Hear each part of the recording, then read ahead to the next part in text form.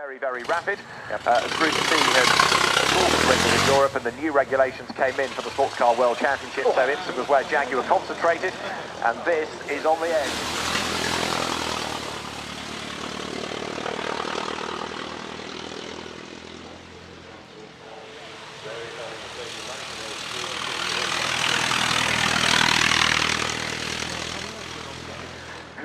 Convinced the Germans to pay for the Auto Union and the Mercedes operation has still got today something with him that was there at the time, as well as the cars that we've got.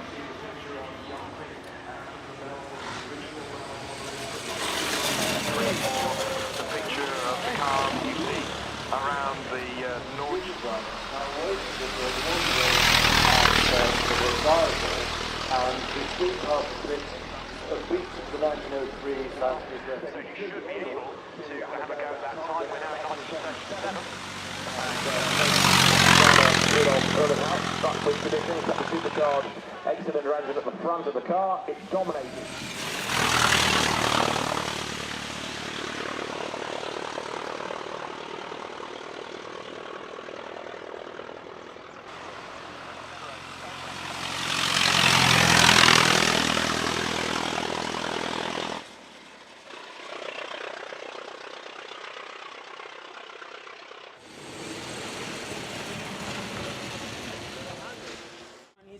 Is very small, more small, but it's similar about the pistons.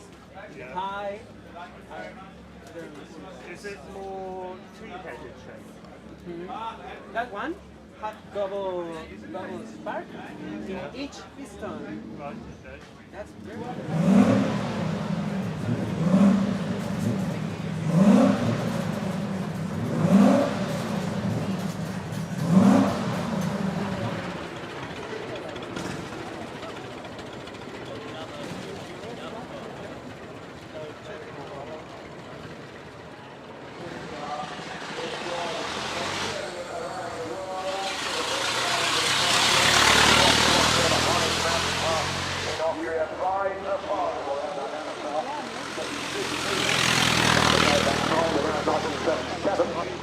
and Mercedes designer Rudolf.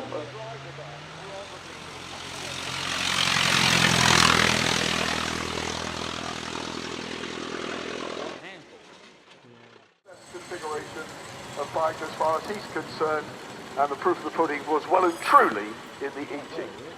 Only Valentino Rossi, and if you look at the back, there's a little pad where his feet are. That's designed for the head, just between his feet, that little cushion. That's the headrest. Very full. Huge experience, and Le Mans winning with Porsche. The engine literally on the back of his shoulders. It was a very lightweight car. And back to the dawn of motor racing, almost the dawn. Felicity Collins on board driving the 1903 60 horse. Compete with this car. well, probably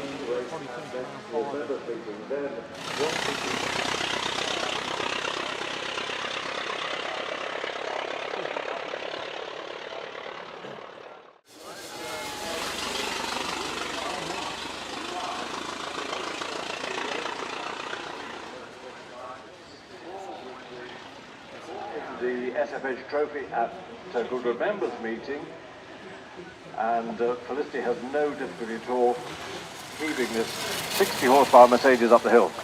I went to many VSCC events from a young age, and I grew up.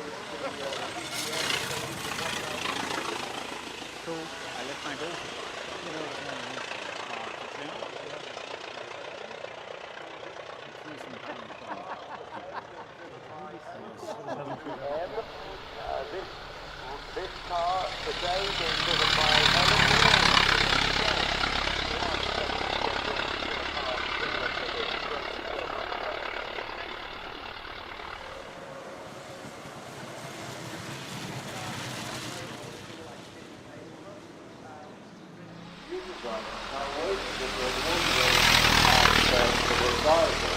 and the speed of this beat the 1907.